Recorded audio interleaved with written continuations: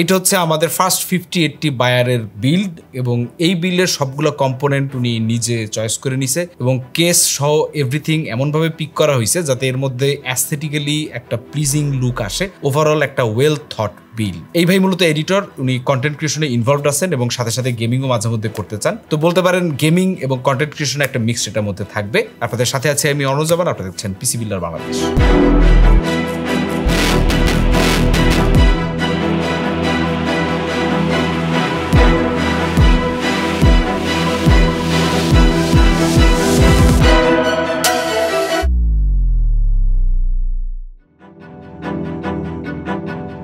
এই বিল্ডের মধ্যেও 9800 X3D use করা হয়েছে, কারণ এটা গেমিং এ কমপ্লিটলি সুপিরিয়র, কোনো প্রশ্ন নাই। ৬৯,০০০ টাকা দাম, 8 কোর 16 থ্রেড আছে। কন্টেন্ট ক্রিয়েশনেও উনি যে টাইপের কাজ করেন তাতে এটা দিয়ে তার কাজ আরামসে হয়ে যাওয়ার কথা।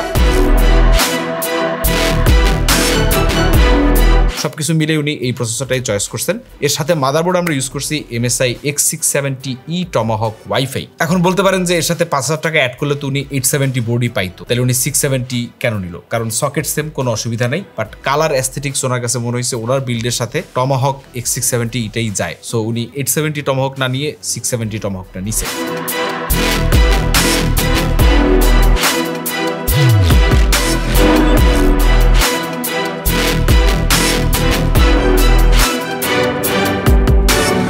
এটার মধ্যে আমরা সিস্টেমটা হিসেবে ইউজ করছি KC3000 2TB, দাম হচ্ছে ৮,২০০ টাকা। উনি এর সাথে আরো একটা 4TB SSD অ্যাড করবে, যেটা এখন এসে পৌঁছায় নাই, তো ওইটা আসলে পরে ওইটাও লাগাই দেওয়া হবে।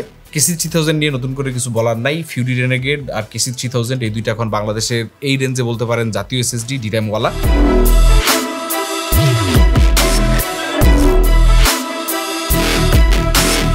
তবে এর সাথে আপনি ৫,০০০ টাকা অ্যাড করলে পরে Z540 টিম পাবেন, যেটা Zen 5 SSD 1TB। চাইলে কেউ Zen 5ও টেস্ট করে দেখতে পারেন। টমাহক বোর্ডের মধ্যেও কিন্তু এখন Zen 5 স্লট আছে। মেমোরি হিসেবে ইউজ হচ্ছে Corsair Vengeance RGB 64GB, অর্থাৎ 16GB 4টা কিট, 6000 MHz তো বলছি। দুইটার সেটের দাম হচ্ছে 13,৪০০ টাকা এবং চারটা হচ্ছে 26,৮০০ টাকা। এই প্রাইস রেঞ্জে CL28 মেমোরি আপনার হয়তো আরো অন্যান্য ব্র্যান্ডের থাকতে পারে, কিংস্টন আছে বাজারে এবং আরো কিছু ব্র্যান্ড থাকতে পারে। তবে এই মুহূর্তে Corsair আর কিংস্টনের বাইরে আসলে কেউই নিতে চায় না, কারণ স্টেবিলিটির দিক থেকে জি স্কিল অনেক পিছিয়ে গেছে। আরো কিছু ব্র্যান্ড আছে যাদের র্যাম আমাদের হাতে আসলে পরে আমরা সামনে আরো টেস্ট করে দেখার চেষ্টা করবো কে কোন অবস্থানে আছে, but right at this moment either Kingston or Corsair।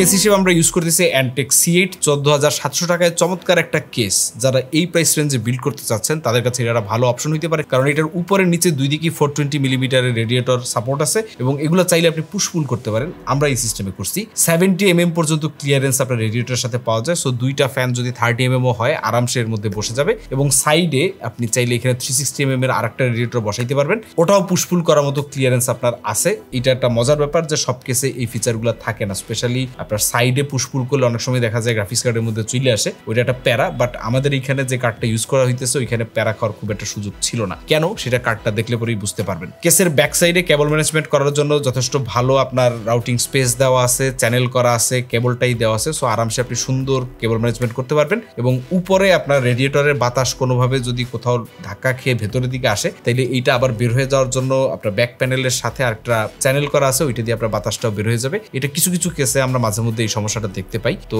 এটা একটা ভালো জিনিস যেটা Antec অ্যাড করছে এবং আশা করা যায় যে সামনে এই জিনিস আমরা অন্যান্য বিভিন্ন কোম্পানির কেসেও দেখতে পারবো। তো এই বিল্ড আপনার Antec C8 দেখলে মনে হবে যে না, ইটস এ কমপ্লিট বিল্ড, খুব বেশি ফাঁকা জায়গা নাই।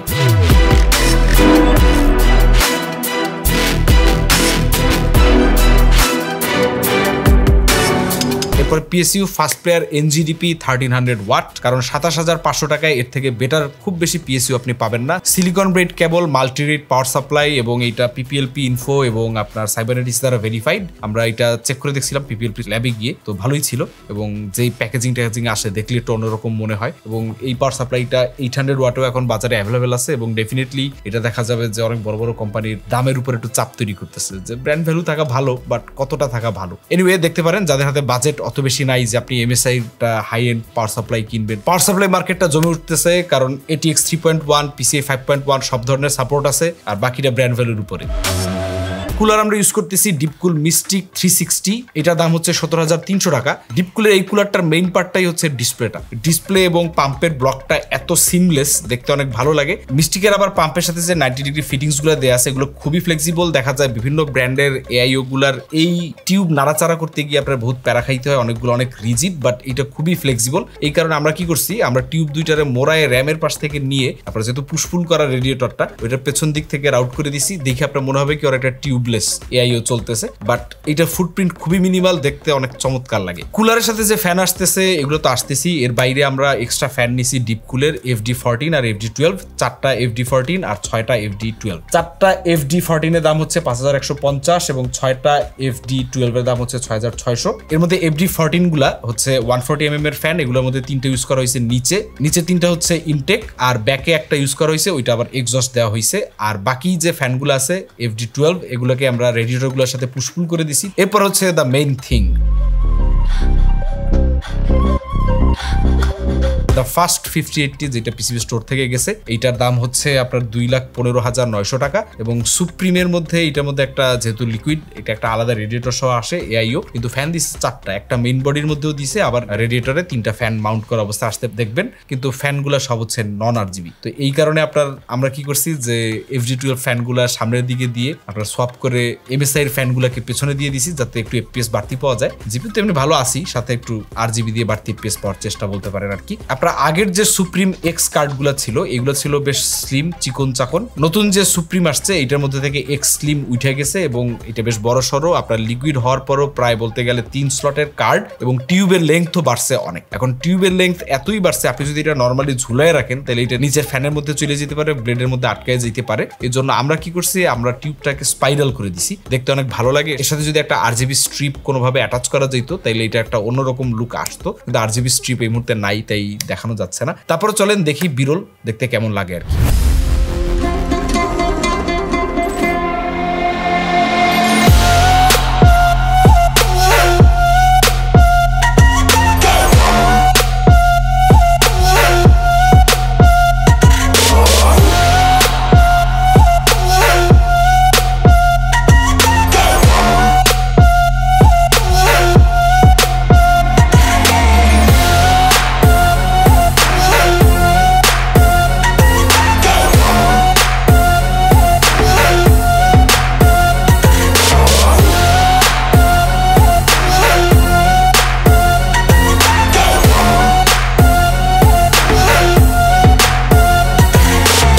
হচ্ছে পারফরমেন্স টেস্ট। গেমিং এর পাশাপাশি আমরা এখানে প্রোডাক্টিভিটি গুলাও দেখার চেষ্টা করব, কারণ কন্টেন্ট ক্রিয়েটর তো, সো তার প্রোডাক্টিভিটি একটা ইস্যু থাকে। আর টেম্পারেচারটাও দেখা দরকার, কারণ একটা all in one liquid cooler সহ কার্ড এয়ার ভার্সেস এলসির থার্মাল পারফরমেন্সটা কেমন থাকে দেখা দরকার।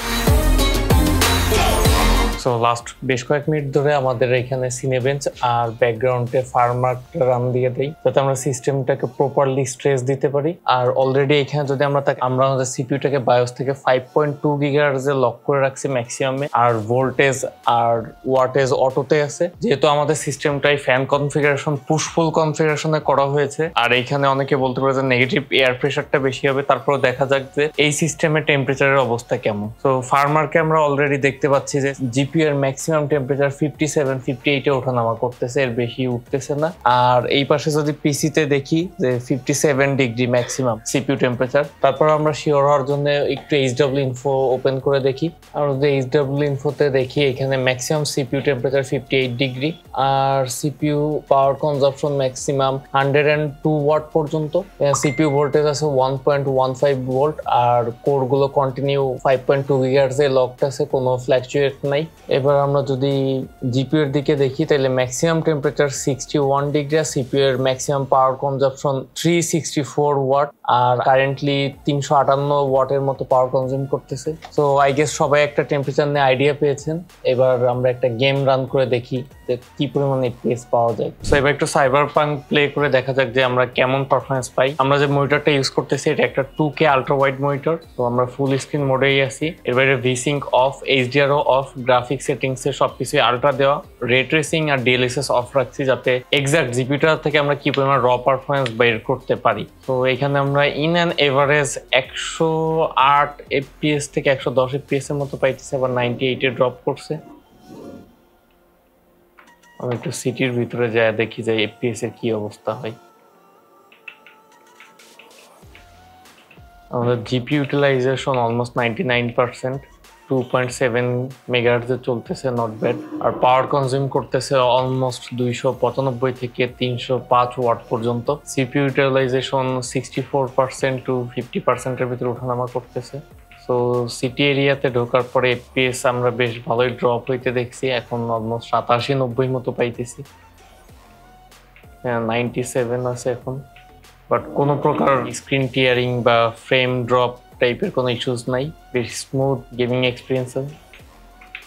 এই টোটাল বিল্ডের কস্ট ছিল 4,41,050 টাকা। এখন 4 লাখ টাকা দিয়েও কেউ 5090 বিল্ড করতে পারতেছে না, একটা দুঃখের ব্যাপার। এনিওয়ে, দেখা হবে পরে কোনো ভিডিওতে আরো এক্সপেন্সিভ অথবা কম দামি বাজেট কোনো বিল্ড নিয়ে। সে পর্যন্ত আল্লাহ হাফেজ।